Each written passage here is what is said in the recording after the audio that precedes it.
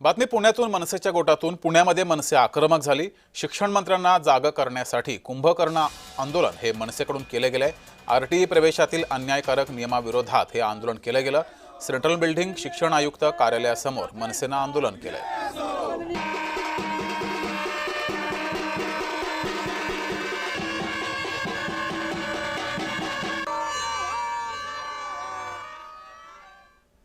आम्ही मुदतवाढीची मागणी केलेली आहे। मुदतवाढ याच्यामध्ये 100% मिळेल।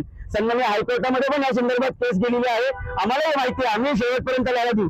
अंतिम अजून जर 1 लाख विद्यार्थी याच्यामध्ये जर प्रवेशापासून वंचित असेल तर या झोपी गेलेल्या सरकारला आज जाग आली पाहिजे आणि यांनी पुन्हा एकदा मुदतवाढ दिली पाहिजे।